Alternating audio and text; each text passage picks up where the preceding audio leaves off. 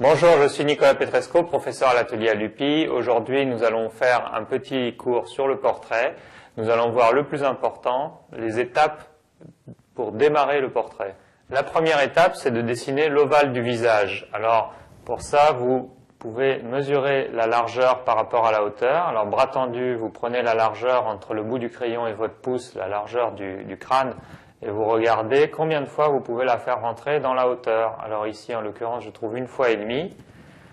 Donc ensuite, sur le papier, on va dessiner un ovale qui a une forme d'œuf, avec une pointe pour le menton, qui a une largeur qui rentre 1,5 fois dans la hauteur.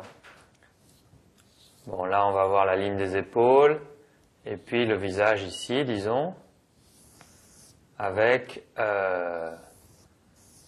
un ovale qui va rentrer, dont la largeur va rentrer 1,5 fois dans la hauteur. Ensuite, important, essayez de rendre un peu cet ovale tridimensionnel en mettant une ligne, un axe médian comme ça au milieu du visage arrondi pour qu'on commence à le voir en volume.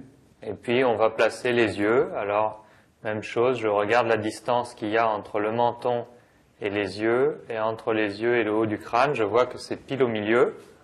Voilà, là c'est le milieu. Alors, voilà, on va placer la ligne des yeux, à peu près à ce niveau-là. Ensuite, on peut esquisser le nez comme ça.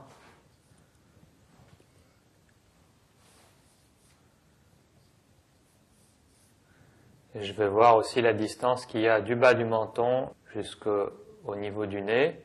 Alors je prends cette distance, du bas du menton, je mets mon doigt au niveau du bas du menton et le haut du fusain en dessous du nez. Et je compte combien de fois je peux faire entrer cette distance.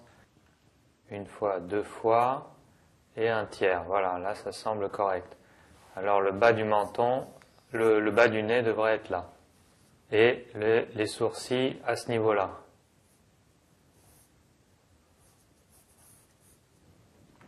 Alors je veux voir où se place cet œil dans la largeur de l'ovale du visage.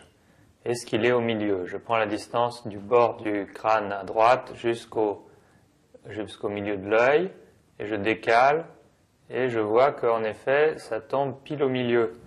Hein, donc l'œil est vraiment au milieu là du visage. Voilà, le milieu est ici. Hein. Alors l'œil, je sais qu'il se passe sur cette ligne et à ce niveau-là de la largeur. Donc je ne peux pas me tromper si je place l'œil ici.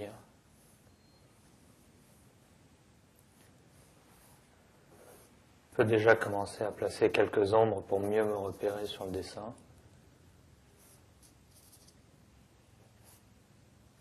Je vais prendre la distance du bas du menton jusqu'au milieu des lèvres et puis je vais la comparer ensuite avec la distance du nez jusqu'au milieu des lèvres, voir un peu quelle est la plus grande.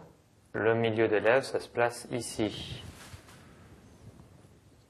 Et là, on aura le menton qui prend pas mal de place et les lèvres donc à ce niveau-là. Il me reste plus qu'à placer l'autre œil. Si je mets une horizontale à partir de l'œil droit, je vois que l'œil gauche est vraiment au même niveau quasiment. Alors le nez, il est peut-être un petit peu plus grand. Parce que l'œil gauche arrive jusqu'au bord du visage là.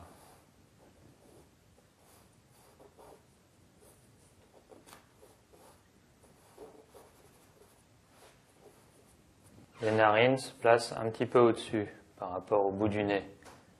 Si je mets une horizontale à ce niveau-là, je vois que le bout du nez est plus bas que les narines.